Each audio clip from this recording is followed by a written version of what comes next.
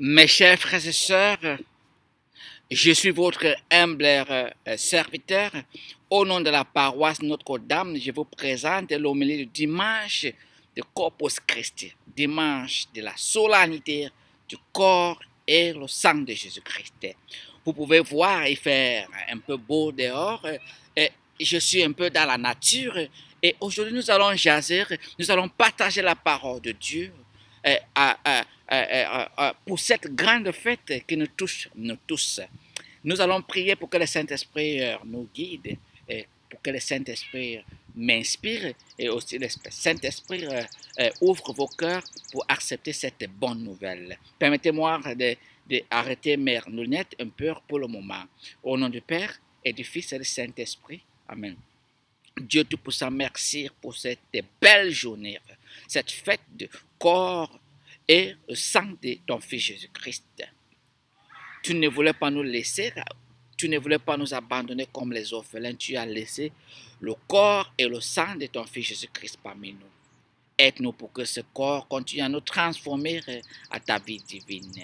Et donne-nous cette grâce pour que nous acceptons le corps et le sang de ton Fils Jésus-Christ, pour que ça nous sanctifie et ça nous transforme à tes apôtres. Nous te demandons par Jésus le Christ, notre Seigneur. Amen. Chers frères et sœurs, vous pouvez me permettre de porter un peu mes lunettes parce que ça m'aide pour être un peu à l'aise. Mais oui, et aujourd'hui, nous célébrons cette grande fête du corps et du sang de Jésus-Christ. C'est très important, chers frères et sœurs, parce que dans l'évangile d'aujourd'hui, Jésus lui-même, il dit à ses apôtres, je suis le pain de la vie. Jean chapitre 6, verset 51 à 56. Je suis le pain de la vie. Celui qui mange mon corps et boit mon sang, je vais lui donner la vie, aura la vie. Pas seulement la vie éternelle, mais la vie ici. Et ça nous rappelle que beaucoup des êtres humains aujourd'hui qui négligent cette réalité existent seulement. Mais nous les chrétiens, baptisés au nom du Père, du Fils et du Saint-Esprit, nous qui recevons le corps et le sang de Jésus-Christ, nous qui avons reçu, même qui on n'a même pas l'opportunité de recevoir physiquement, nous avons cet avantage que nous recevons le corps et le sang de Jésus-Christ. Et il a fait une promesse éternelle. Et cette promesse, c'est quoi? Cette promesse, c'est que Jésus dit, si vous mangez mon corps et vous buvez mon sang, vous allez avoir la vie qui vient de moi et aussi la vie éternelle. Et quelle est la différence entre les êtres humains qui existent et ceux-là qui vivent? Parce que ceux qui existent essaient de survivre toutes les circonstances et les choses dans la vie. Ils essaient de survivre parce qu'ils dépendent de leur intelligence, de leur force personnelle. Mais nous, les chrétiens, nous, ceux qui ont accepté Jésus-Christ comme notre sauveur, et nous recevons le corps et le sang de Jésus-Christ, Jésus nous dit, si nous recevons, lui, il va nous donner une vie. Donc le corps et le sang de Jésus-Christ nous donnent une nouvelle vie. Donc ça ajoute une vie réelle, ça active notre existence pour que nous ne survivons pas, mais nous vivons. Parce que lui, il vit en nous, nous en lui. Pourquoi? Parce qu'il est la source de la vie. Et c'est pour cela que quelque chose de très important. Quelque chose dans l'évangile aujourd'hui que Jésus a dit qui me touche beaucoup. Il dit, comme moi, je tire la vie du Père. C'est-à-dire, lui, il existe parce que le Père existe. Donc, il a la vie parce que le Père a la vie. Et le Père est la source de la vie. Il nous dit le secret. Comme moi, je tire la vie du Père, vous aussi, vous mangez mon corps et mon sang. Vous allez aussi attirer la vie. Vous allez tirer la vie qui est en moi. Et donc, comme moi, je vis dans le Père en moi, nous, avec l'Esprit Saint, nous allons venir vivre en vous. Wow. Vous allez demeurer notre maison. Ça donne le chair de poule. Ça donne vraiment la chair de poule. Parce qu'on regarde ces réalités, beaucoup de fois on ne comprend pas. Pourquoi on doit manger le corps de Christ? Pourquoi on doit boire le sang de Christ? Ça fait quoi? Ça fait quoi? Mais oui, ça fait quelque chose parce que quoi, quand on mange le corps de Christ, on boit le sang de Christ. Première chose, ça nous sanctifie. Et c'est ceux-là qui sont des pécheurs. Nous tous qui sommes des pécheurs. Nous qui avons le désespoir, le découragement, nous qui avons tous les problèmes, le corps de Christ est là pour prendre tous nos sacrifices, pour la sanctifier. Pas seulement sanctifier, la transformer. Pourquoi transformer? Parce que si on doit prendre la vie qui vient de Jésus-Christ, Jésus-Christ est divine. Donc on prend la vie divine du Père et du Fils et du Saint-Esprit. Donc notre humanité disparaît dans la divinité. Voyons donc pourquoi Saint Paul dit dans sa lettre aux Galates, chapitre 2, ce n'est plus moi qui vis, c'est le Christ qui vit en moi. Et c'est pour cela que notre deuxième lecture aujourd'hui, tirée de la première lettre de Saint Paul aux Corinthiens, chapitre 10, Saint Paul dit, parce que nous mangeons le même pain, nous buvons le même sang, nous partageons la même vie. Donc pourquoi les chicanes entre les frères et sœurs? Le même pain, même sang, donc même esprit, une seule foi, un seul Dieu, un seul baptême. Chers frères et sœurs, voilà la joie que nous partageons aujourd'hui quand nous célébrons la fête du corps et le sang de Jésus-Christ. Et c'est ce qui manque dans la vie aujourd'hui. Beaucoup de personnes ont soif, leur esprit les rappelle et ils cherchent la joie, ils ne voient pas la joie. Et ils ne voient pas la joie, ils cherchent la joie, ils cherchent par les intelligences, ils cherchent par l'argent, ils utilisent l'argent, ils ont beaucoup de choses, mais leur esprit ont soif.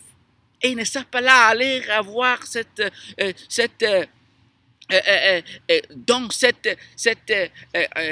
élément qui calme, qui étouffe ces soifs qu'ils ont.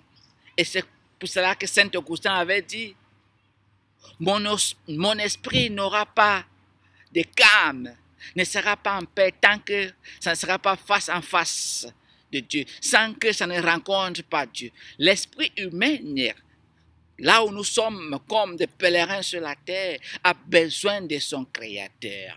Et c'est pour cela que son Créateur est venu, il ne nous a pas abandonnés.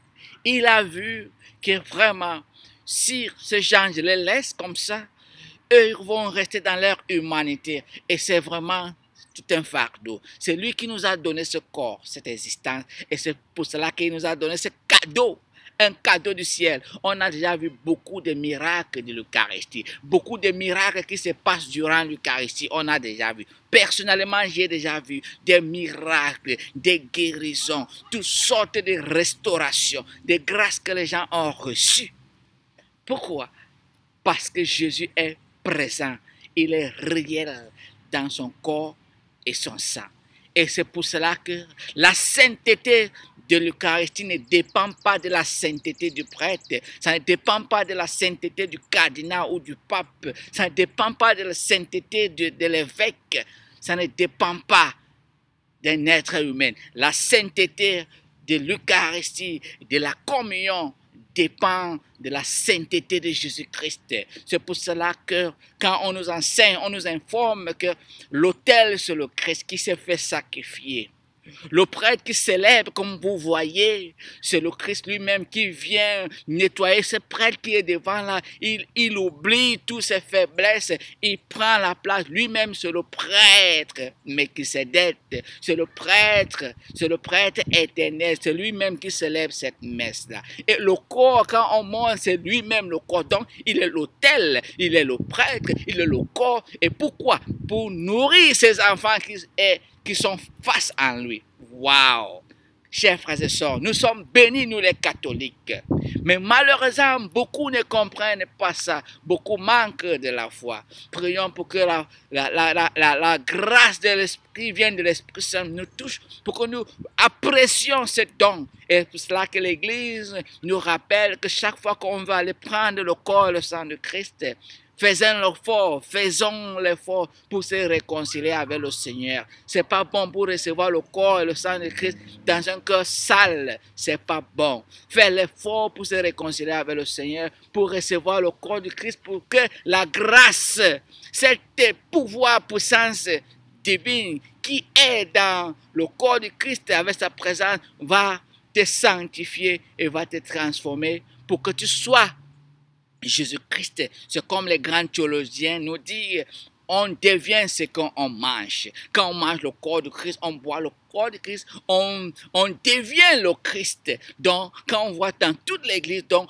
tout le monde est petit Christ, petit Jésus-Christ, petit Jésus-Christ. Pourquoi je dois persécuter mon frère qui est Jésus-Christ comme moi aussi? Parce que quand je mange le corps de Christ et je bois le sang de Christ, quand on peut parler dans la langue quotidienne, je deviens le Christ.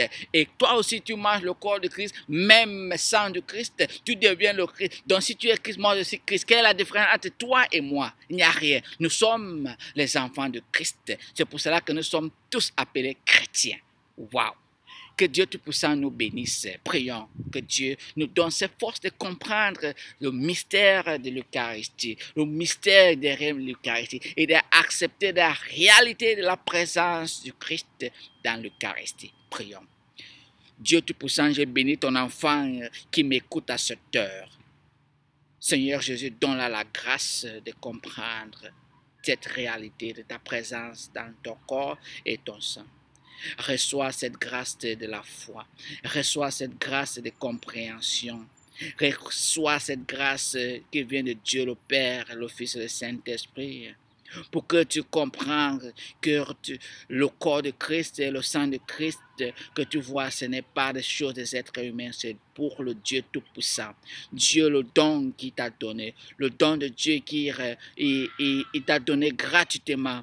Reçois cette grâce spéciale, comme Marie a accepté cette grâce. Reçois cette grâce de comprendre ces réalités et que Dieu Tout-Puissant te bénisse, te donne la force au nom du Père et du Fils et du Saint-Esprit. Amen. Je vous souhaite un bon dimanche. Que Dieu Tout-Puissant soit toujours avec vous. Partagez avec vos amis, partagez avec des gens que vous aimez. Dites-leur que vous aussi vous les aimez et que le Christ est mort pour nous tous. Que Dieu nous aime et Dieu t'aime et tu les aimes aussi. Et c'est pour ça que tu partages aussi cette bonne nouvelle qui vient du ciel. Amen.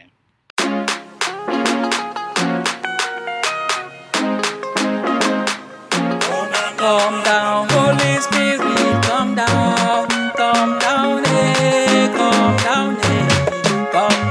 Holy Spirit, come down, eh, come fill my soul. Come down, Holy Spirit, come down, eh, come down, Holy Spirit, come down, eh, come fill my soul. You give me power, Holy Spirit, come fill my soul. Come down, Holy Spirit, come down, eh, come down, Holy Spirit, come down, eh, come fill my soul. We are singing in your presence, come down, eh, we are singing in your presence, come down, eh, come fill our souls. As I look at the world, all I see only naked wickedness. When I know and realize that you are there, all I do only wake up shouting. Holy Ghost, fall on me. Holy Ghost, fill my soul. Holy Ghost, take my life. Holy Ghost, fill my soul. Come down, Holy Spirit, come down, eh, come down, Holy Spirit, come down, eh, come fill my soul. Aye, Holy Ghost, eh, fall on me, fall on me. Aye, Holy Ghost, fall on me, fall on me. Même si les ombres nous détruisent tous, nous allons lever dans les bénités louer. You give me joy, you give me power. Holy Spirit, come fill my soul. Holy Ghost, fall on me. Holy Ghost, fill my soul. Holy Ghost, take my life. Holy Ghost, fill my soul. Esprit de Dieu, Holy Spirit, et bube bongso song sang ne ki yoki riaki Espiritu Santo. Because of you I know Saint Anthony. Me declare Saint Anthony.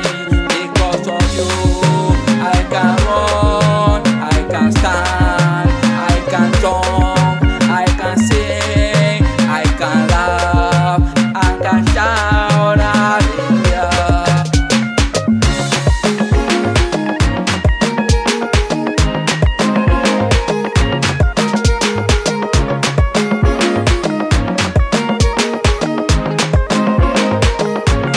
Come down, Holy Spirit, come down, eh, come down, eh, come down, Holy Spirit, come down,